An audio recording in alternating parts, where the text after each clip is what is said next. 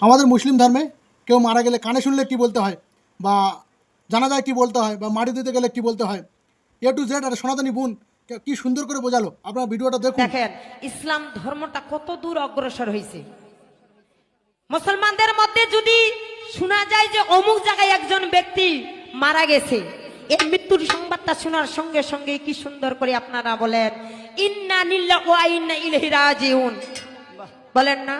তারপরে কি করেন শুনো দিয়া মন, বড়ই পাতা গরম জলে গোসল করায় কেমন, বড়ই পাতা গরম জলে গোসল করাইয়া জানাজার নামাজ দাদা নিল ভাই পড়িয়া, জানাজা নামাজ পড়ে নিল, রুকু ছাড়া সেজদা ছাড়া নামাজ পড়িল, রুকু ছাড়া সেজদা ছাড়া নামাজ পড়িল। কিন্তু কি জানাজা নামাজের একটা নিয়ত দেখা গেল। চাচা জানাজা নামাজের নিয়তটা কি জানি বলেন আপনারা?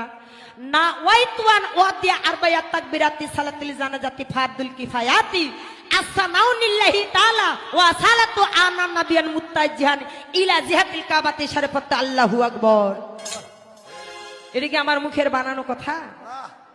কি সুন্দর করিয়া দোয়া পাঠ করিল, ওই যে মুসল্লি খানে কান্দতে থাকিল, যখনে গোরস্থানে নামাই দিবে ভাই, নামাই দেওয়ার সময়ে দোয়া বলে তাই নামাই দেওয়ার সময়ও কি সুন্দর করে দোয়া পাঠ করতেছেন, বিসমিল্লাহি ওয়ালা মিল্লাত রাসূলুল্লাহ। এই ব্যক্তিটাকে নবীর হাওলাতে দেওয়া হলো।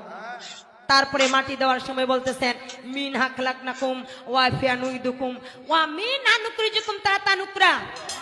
এই পৃথিবীর মাটি দিয়ে মানুষকে সৃষ্টি করা হয়েছে, এই মানুষ আজকে মাটিতে মিশে যাবে, আর কিয়ামতের দিনে এই মানুষকে আবার পুনরায় জীবিত করা হবে। ভিডিওটা দেখে বা শুনে আমাদের লজ্জা হওয়া দরকার।